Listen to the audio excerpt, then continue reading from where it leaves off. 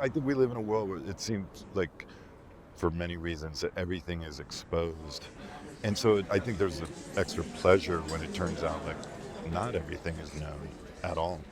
Good evening, everyone. Thank you so much for joining us on this very, very special occasion. It has been such an extraordinary privilege for our institution to get to know Robert Barber and his work, and truly a curatorial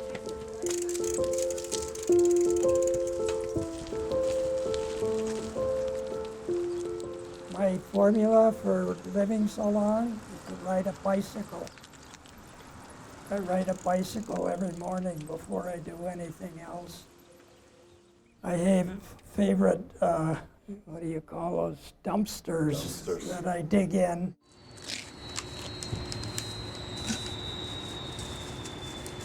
Here's a glove that's kind of interesting. Oh, this stuff. So I see something that looks like an interesting shape. That's where it starts, regardless of what it is. My name is Robert Barber. I'm 92 and a half years old, and I'm an artist.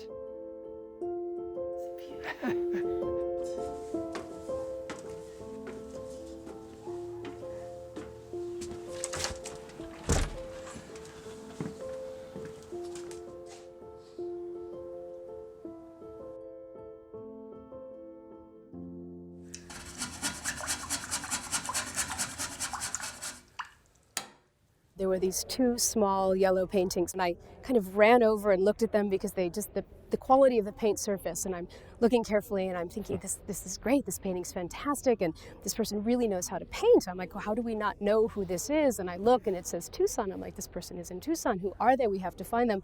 And then I look at the date that he was born, and I'm doing the math, and I'm thinking, he's 91 years old. And I turn around to call for Jocko, and at the same moment that I had stopped in my tracks, Jocko also stopped in his tracks and, noticed the same thing. I've had several shows in Minneapolis back around in the 50s. That's when I was getting my bachelor and master's degree in painting at the University of Minnesota. So you were actively getting your work out there and it was being seen. Right, but it would go out and then come back.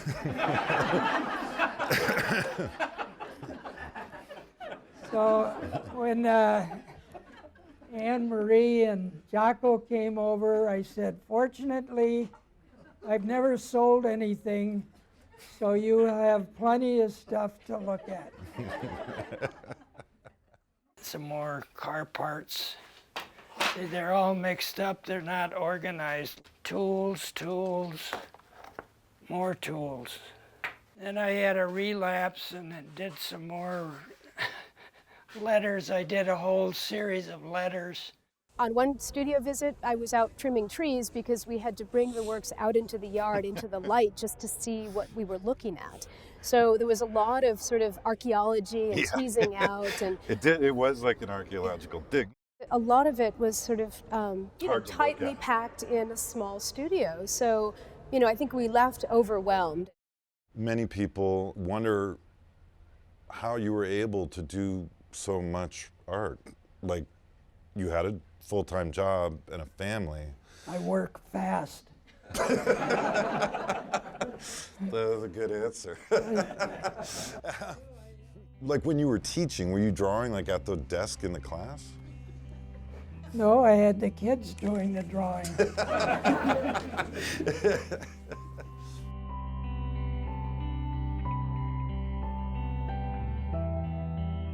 I never stopped doing artwork of one kind or another, and then I married a girl I met in art school, and she was the same way. We both, all of our married lives, kept doing our artwork. And she was just as prolific as I was, and had more commercial success than I did, but we were never jealous of each other's art. We were our biggest fans I thought of her as being Tucson's Matisse, and she thought I was Tucson's Picasso.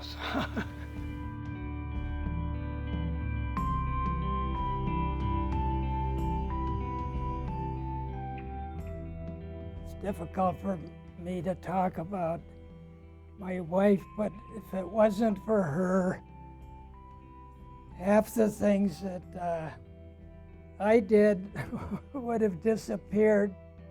She always managed to gather up these things and wrap them and label them and store them away. We're just discovering them now. The entire body of work is largely intact. It's an unprecedented situation to be able to sort of art historically look at the whole thing and start to tell some stories, because usually an artist will have a career and they'll sell work and their show work and their work will be distributed. He's still making work every single day, and it's like a perfectly intact trove of an entire lifetime of art productions. We were just speechless and a little breathless, frankly. And we immediately, as soon as we left, we knew we were going to offer him a retrospective and hope that he said yes, and he did. Being rejected again and again and again. I had no expectations of even exhibiting someplace.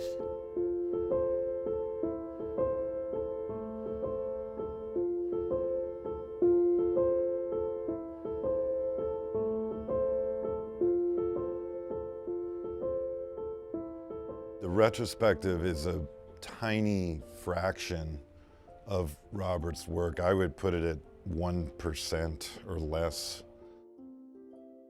He's a phenomenal painter. He was trained properly at a moment in time in art school where you really learned sort of old master techniques and you learned how to build up the surface of a canvas. On the abstract works back here, these aren't single applications of a layer of paint on canvas. There are probably 100 paintings living underneath the surface of that painting. And when you take a cross-section of a painting, you realize just how complex these are. Not flat surfaces. They're really well built up. Unbelievable. I'd never seen my artwork in an environment like that. His art is great, but it's almost just as much about how he went about, he figured out a way to make a living, he raised a family, and that didn't stop him from this pursuit. And it sounds like a cliche, but it was like he was doing it for the right reasons. And I think that's incredibly meaningful.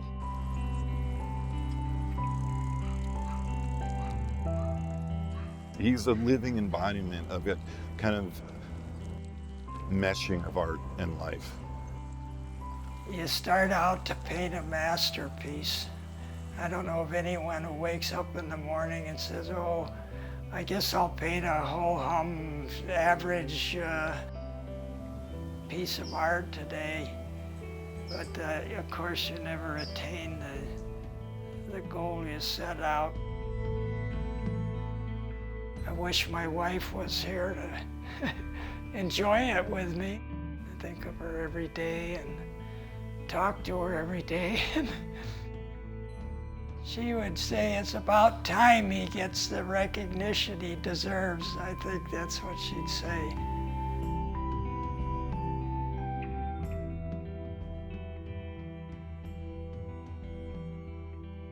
No, never give it up forever. I still think about the one I'm gonna do tomorrow.